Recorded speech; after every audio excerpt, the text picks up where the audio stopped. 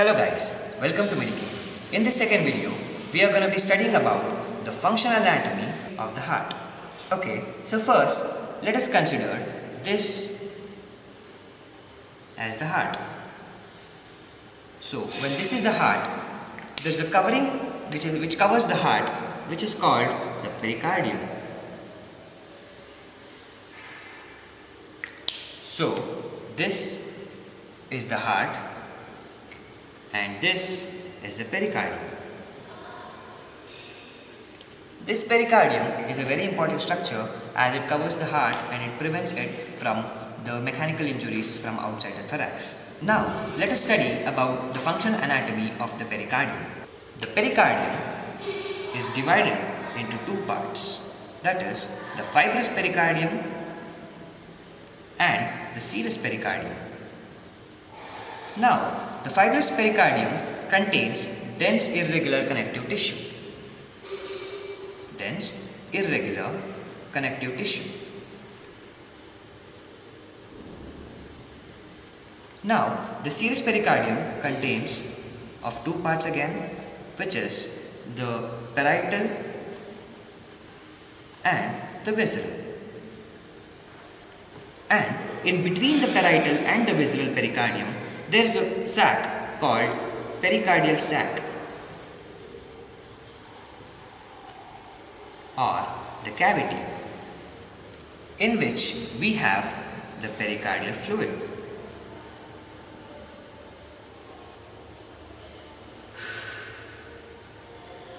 So, if you consider this part as the heart and this as the pericardium,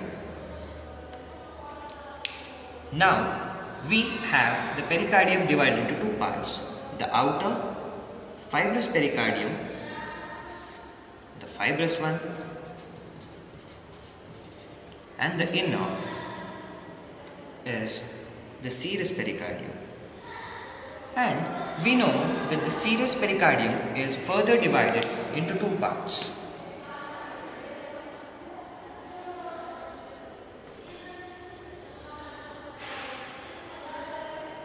That is the parietal, that is the outer one,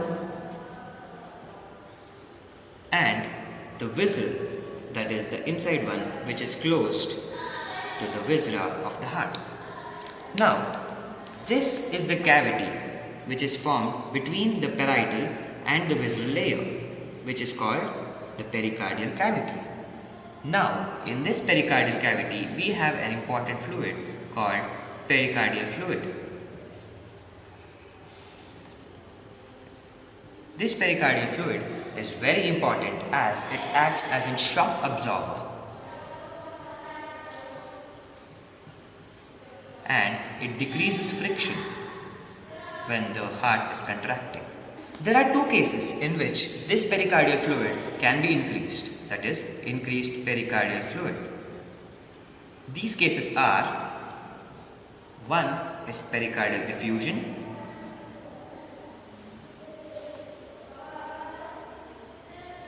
and the second one is cardiac tamponade.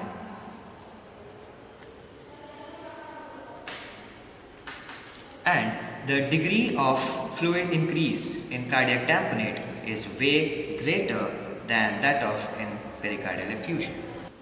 Okay, so after finishing the pericardium, let's study about the walls of the heart chambers. So, as we all know, the heart is comprised of three walls. Okay, so if this is the heart and this is the pericardium, so the heart from outside to inside, it has three layers.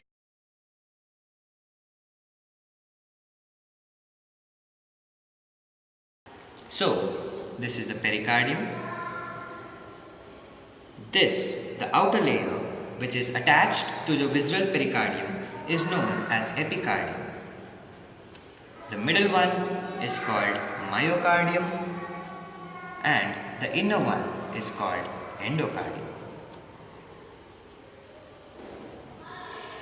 Now let's study what each of this wall comprises of. The epicardium comprises of mesothelium and connective tissue. The myocardium, M for M, consists of cardiac muscles. And the endocardium comprises of endothelial cells plus connective tissue. So, if this is the heart, in the last video we had discussed that the flow of blood from the right atria to the right ventricle and the left atria to the left ventricle are through these valves. There is a tricuspid valve on the right side and a bicuspid valve on the left side. So what is a valve? Valve is nothing but thin flap of fibrous tissue lined by endothelium. Now, these valves are further connected to papillary muscles through chordae tendinae on both the sides. So, this is the chordae tendinae and this is the papillary muscles.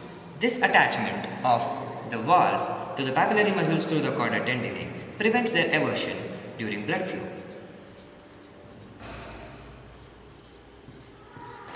Okay, so let us have a comparison between the skeletal muscle and the cardiac muscle.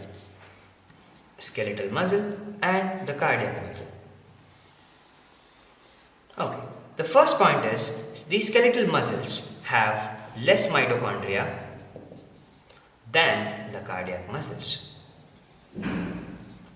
The second point, the T-tubules are present at the AI junction in skeletal muscles, but they are present on the Z line in cardiac muscles. In the skeletal muscles, there is a triad of T-tubules and the two sarcoplasmic reticulum. This consists a triad, but in cardiac muscle there is a dyad. That is, there is one T-tubule and one sarcoplasmic reticulum. Now, coming to the T-tubule of the heart. The T-tubules of ventricles are far developed and more in number than those of the atrium.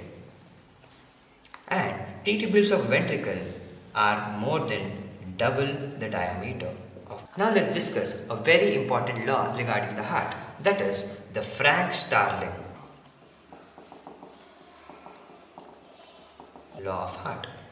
It states that force of contraction is directly proportional to initial length within physiological limits. Now, let's discuss the mechanism of Frank-Starling law of heart. First, when there is increase in end-diastolic volume, that is, if you consider this as the heart, and if the end-diastolic volume increases, that means there is a lot of blood in the ventricles after the diastole. So, the chamber size increases. The chamber size increases.